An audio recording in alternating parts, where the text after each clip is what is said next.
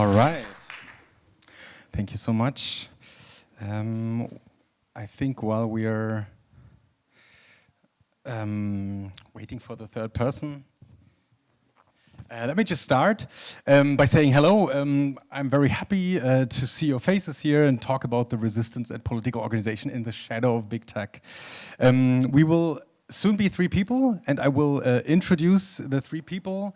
But maybe until this point, I just make a little introduction. First, we want to talk about the problem of big tech today. And we want to offer some views here and maybe some ideas about the theory of change. And then we will have some time to exchange with you and maybe discuss ways of action. So the idea is somehow that Josie here and then Yonatan will talk 5 minutes each to give a little input. Then I will just spend 5 minutes on clarifying things, and then we have a bombastic 10 minutes for a Q&A. But we all will be here later on, so you can just find us. So see this in a little bit now as a buffet, and then let's eat afterwards together. But now we just want to show what's on display. So what we want to do now, and maybe let's see if this, no, it's not the person. Okay, I'll wait with the introduction of people. So what we want to do is to offer some political organizing, and we want to connect movements a little bit in the way as Bits and Balmy used to do, to connecting tech and climate justice people together. Now we want to present how we and many others are connecting and extending our movements with other with the topic present here, and there we have the third person coming in. What we want to do is, if we want to talk about the problem of big tech, we want to connect this discussion, for example, with urban politics. We're in Berlin right now, so we talk about Berlin versus Amazon. Amazon is not a good neighbor. So this kind of how do cities actually change when big tech arrives, like UFOs. Another example would be fuck off Google, when Google wanted to have a campus in Berlin, and the movement here in Berlin actually scared them off. We also want to connect it to the sustainability people, challenging the technological assumptions of universality or efficiency, for example, while putting a finger on power centralizing and hyper-extractive technologies like AI. We also want to connect it to military activities, like we will later see in No Tech for Apartheid, sorry, how big tech actually fuels genocide and supports it. So what we want to talk about now is those topics of labor, feminism, and anti-fascism, and that's why we have those wonderful two people here, who I actually met through the cables of resistance. Thanks a lot. And first we have Josie on your right-hand side, expert and active in geopolitics, technology and technological governance. And we have Yonatan, a tech worker, active in the Tech Workers Coalition. We'll talk about organizing. And I am Rainer. I'm a researcher and activist on convivial technology and the epistemics of automation. So now we will start, as I said, with Jonatan's 5 minutes, then Josie has 5 minutes, and then I will just maybe ask some questions, and then we'll get into the 10 minutes of exchange, and afterwards we will all be at the bar discussing about the things you've heard. So maybe, Jonathan, you may start now. The mics work? Great. So I'm Yonatan, and I initially got myself into tech as a subcontractor for Google. I was working with the Ground Truth Google Maps teams in the US. And since then, I've been a tech worker in Germany, primarily working in the automotive tech industry. I think it's challenging to kind of talk in these different spaces because there's people who, within the tech industry are kind of ambivalent about the idea of organizing tech workers. And then you have other people who are doing a lot of organizing, who are quite suspicious, with good reasons, of people who work in the tech industry. And also, what do we mean by people who work in the tech industry, right? I worked as a software engineer, so without doubt, a tech worker, even if the worker part is contested. But then you also have people, the millions of people who make tech companies run, everything from service workers, cleaners, janitors, but also content moderators. So all of these different hierarchies of kind of corporate office-based workers. There's a spectrum of highly paid to highly precarious. And then, of course, in warehouse and in manufacturing, right? None of the AI boom would happen without the extraction of minerals or the manufacturing of high-end and low-end chips. How do we change slides? That's a good idea. Amazing.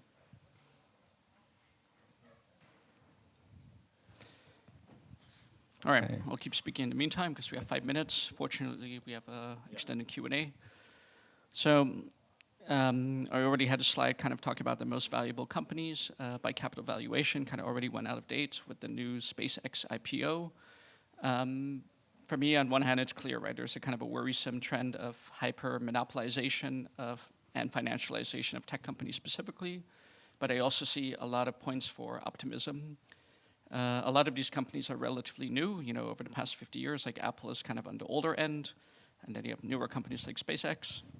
But the labor organizing and the kind of resistance, I think, is one part of the puzzle.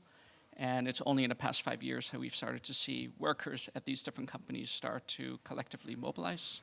So at Samsung, you now newly have, for the first time ever, trade unions in South Korea and India. At Foxconn, you have trade unions in Brazil. Okay, China is a bit of a special case because it's kind of a business union, a pro-management union.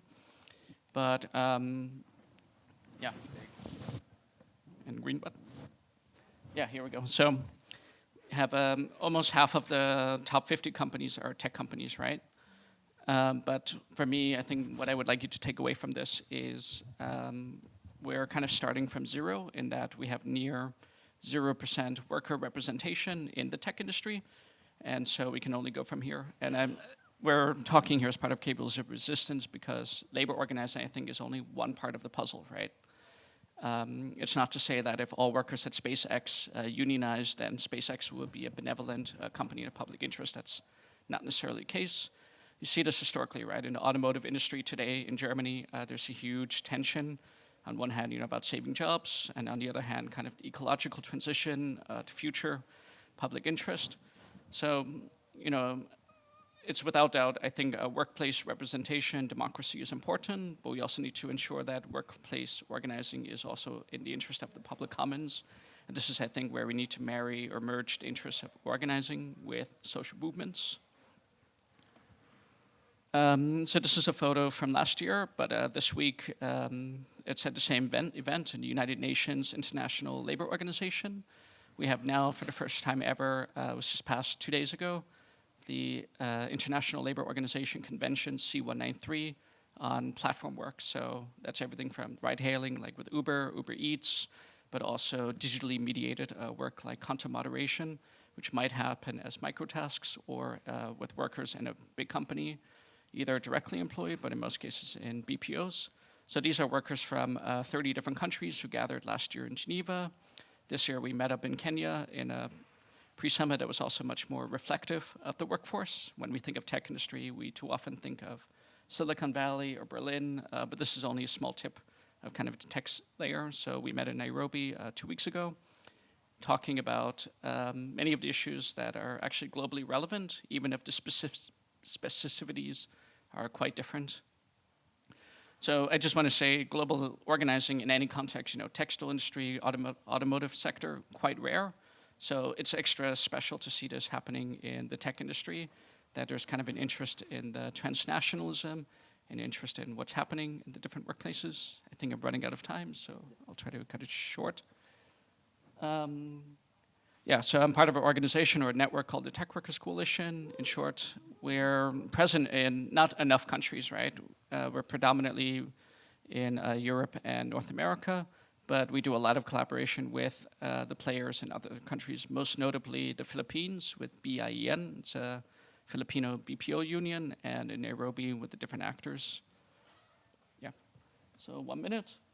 Not going to read all this text because it's a lot. So 80% of the organizing I do is local because I think the power is always rooted in the local. So we have 40 different tech companies in Germany that we have supported the formation of works councils. So we've covered about 1/3 of the tech sector in Berlin. That means there's still 2/3 of tech workers in Berlin to go. But also, how do we bring these practices in other places in and out of Berlin? And both across Germany, but also across the rest of the planet. Some more images, maybe this is something so you can take away with you. A lot of different workers coming at different contexts, some highly politicized, others coming, it's over half migrantized. So that also means, we have comrades coming from Brazil, where trade union tradition is very strong. But we also have coworkers, coming from South Asia, from Eastern Europe, Russia, Ukraine, where trade unions has a very bad taste. And so we have the challenge of reinventing, reimagining kind of what collective action could be. I will kind of pause it over here just in the interest of time, but we can speak a lot more if you want about specific workplaces and how it connects with the kind of social movement piece, which I think Josie speak more to. Thank you. Okay, thanks a lot. So this is one way of, how to achieve change and theory of change. And now we get some perspective, yes, from Josie. Yeah, maybe you just start. Thank you, Rainer. So it's great to see everyone. I love to see a good 50-50 split in the room, especially when presenting on the topic of feminism. I think what I'd like to leave everyone with today is highlighting the importance of feminist perspectives in social movements. And we're really seeing this in the resistance against big tech as well, as we had mentioned in Cables of Resistance. And some of this might be familiar. I'm sure for at least 50% of the room it is.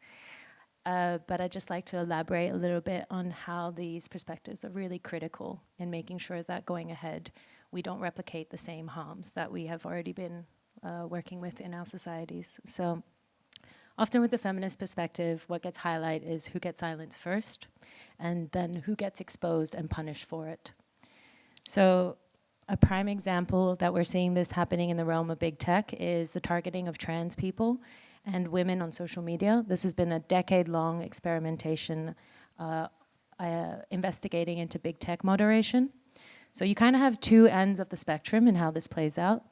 On the one hand, you have under-moderation. So we've seen examples on X, a lot of hate speech towards trans people. This has significantly gone up since 2022, upwards of 60%. And for example, you're also now with the advent of Gen AI, we're also seeing a lot of non-consensual sexual content being generated of women and in particularly of girls. And on the other side, you also have over-moderation. So Instagram and TikTok actively suppresses trans content, transition content, and including words like queer. This results in shadow banning or outright censoring and blocking users. And this also extends into specific areas like sex workers and adult content producers. So during COVID, for example, OnlyFans removed queer and trans content producers. There was no warning, there was no appeal, and all of this was swept under a PR statement of risk management. So these are just two ends of the spectrum of how we're seeing the same platforms and the same rationale being used to silence and exclude marginalized groups, whether it be censoring identities on one end and then enabling and ignoring hate speech on the other side. Now this is not a bug, right? You cannot blame this on just a technical issue. This is what happens when you build without asking who it's built for and who it will be used against.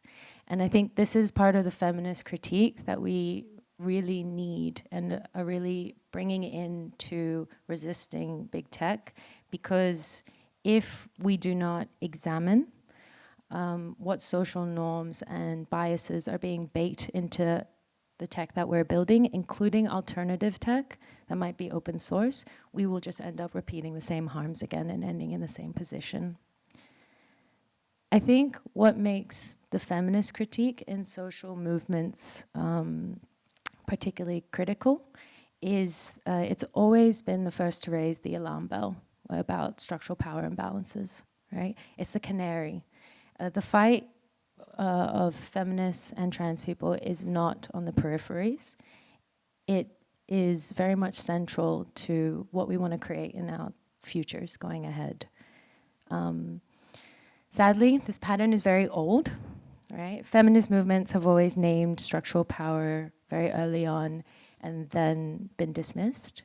And I think what's really exciting is a lot of the labor movements that are coming out of resisting big tech has really learned this fight and is building and integrating it into its processes. So you saw this in early days in women's fight to be recognized in labor movements.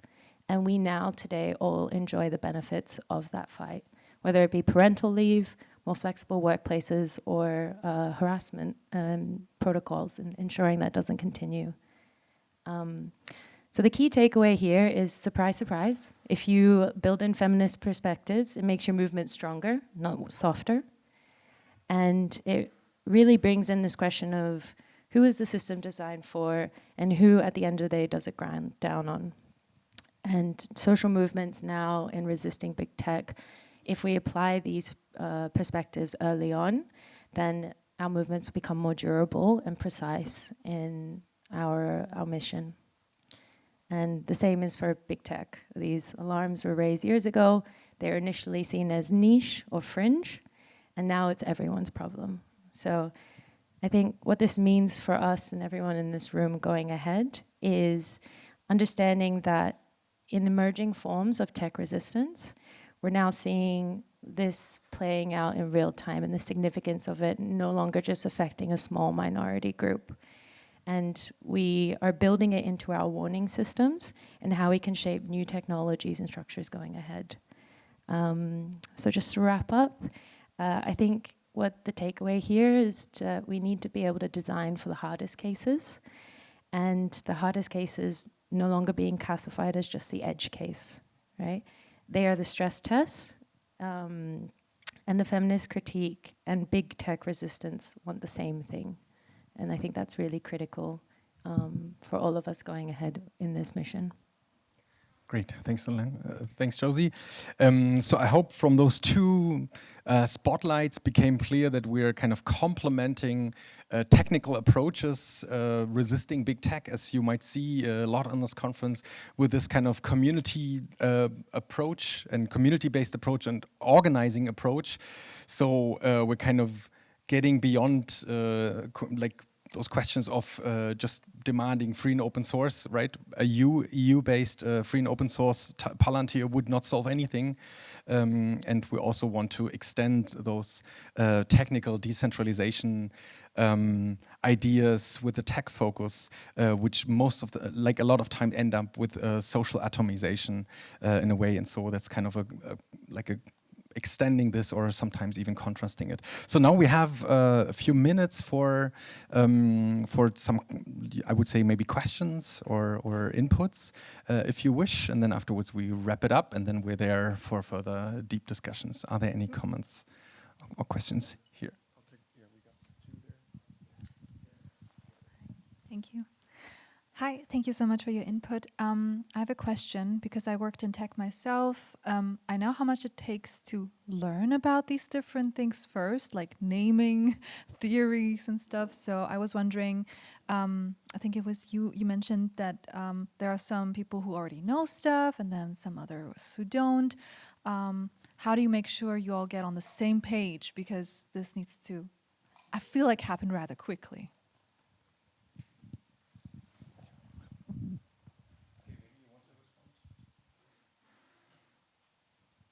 I mean, there's two ways you can do this, right? One is you kind of set out a grand manifesto and then just hope that everyone gets along. If that was the case, you know, after every radical academic conference, we will be done, because I think we have enough manifestos, but what we're lacking is kind of the, as a practice, the consensus building. And so, right, for example, I can give you my personal opinion of what the future of tech and society should look like, but I can definitely tell you, talking with these people, they're not going to just listen. And so this is why I think, you know, when we do the workplace organizing, we might be focusing on things that are very bread and butter, specific to their individual workplaces and layoffs and stuff. But this, as a practice, helps develop a kind of a language or a way to develop a consensus around the harder systemic questions, right? So with anti-militarism, for some of the workplaces, they immediately see the connections because they're migrants who have families in areas affected by militarism and war. And other workplaces, the only thing they think about when they think about militarism is job opportunities, stable income from the federal government. And so we also, as a practice, embrace the contradictions. So we're not looking for perfectionism or kind of a narrative. We're looking to reshape and challenge. And so consensus building, in short.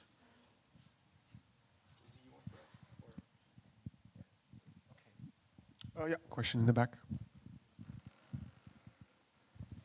Hi, thank you for your talks. I'm just interested in the overlap between both of your works, because when we're talking about feminism, I heard mostly a focus on end user feminism, but this is, of course, there is women that are building the infrastructures that big tech is using and is profiting off of. So I'm just wondering if you can just touch upon that from your different perspectives. What does that look like in your organizations?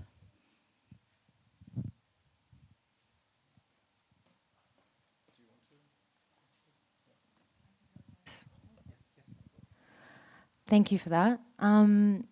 Yeah, in my example, it is very much end user focused. I think when it comes to examples of feminist participation in tech construction and design, the examples that I can give who attended Cables of Resistance are, I would say, this is not a perfect example of feminist design in tech. But for example, we had one group called NAWI, which was a African-based labor organizing, but specifically for women in data cleaning and the rights there involved for their well-being, but also in exposing sort of the harms and structural inequalities that was present, right? So I think there is a little bit of, I feel like, an overemphasis in the representation of feminist building tech that's happening, because a lot of female roles in tech do tend to be on the lower end and more manually focused. So it would be ideal if we had more representation. I do have some doubts in if we just gave women more opportunities to build tech, things would just be better, which I'm not saying you're implying. But I think, yeah, for me personally, I haven't seen as many super strong examples, but within Cables of Resistance, this is something that we're definitely really keeping center and always on the lookout for. So if you know anyone or know any examples, definitely please come approach me afterwards. I mean, I think there's two aspects to this question. One is about the composition of the people, and so and that's very uneven, and it's not a coincidence. So when we talk about the tech industry in Berlin, it's near 70% men, 30% women, one of the most uneven even within the European Union. But when you look globally, around the world, or in specific sectors, for example, content moderation, predominantly feminized. And then the other aspect, I think, is about what is the politics. So of course, women naturally understand the issues that affect women more collectively. Of course, it's not a homogeneity, but I think all labor organizing should be feminist, right? And so when we look at the workplace leaders that we have, then the composition in Berlin and elsewhere changes, right? There's an overrepresentation of women, an overrepresentation of trans people, people of color, and it's twofold, right? One is because they're taking up leadership roles, but hopefully, or more optimistically, it's also they're getting recognition and shaping what needs to happen. So I think the other thing we need to do is kind of shift some of the perception. Like when we think of trade unions, we have this very outdated image of the kind of male construction worker, when the vast majority of workers around the world are not men, and even within the labor movement, when we think about the strongest labor movements, it could be teachers, it could be hospitals, overwhelmingly feminized sectors. So I think we need a transformation of both feminism within the labor movement and also outside. It's still a bit of a shame that we talk about feminism and labor as two separate things when they're absolutely intertwined.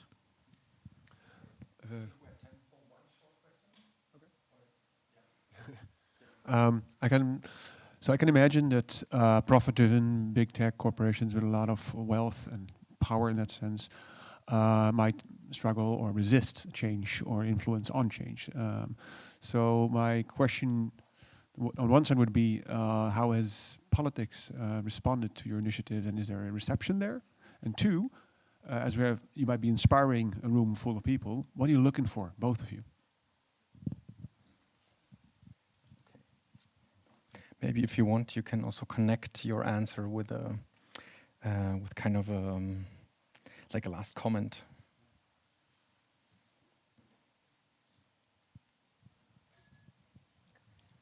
I mean, I think all of us here have different roles to play, and let's also be very clear, not all of us have equally the same kind of entry points or opportunities or privileges, and we need to use those, right? So if you're working directly in a tech company, that's a different role to play than if you're part of civil society, maybe on an external. We can discuss the specifics of what the balance needs to be, but it's very clear we need to throw everything if we're going to beat back and fight tech. But I think what needs to happen that isn't happening enough is we need to be embracing the contradictions or the difficult conversations, right? And a lot of crypto or decentralized spaces, they network with the other FOSS people, but we don't network enough with people who are outside of the technical spaces or people who are maybe more skeptical of the approaches we're taking.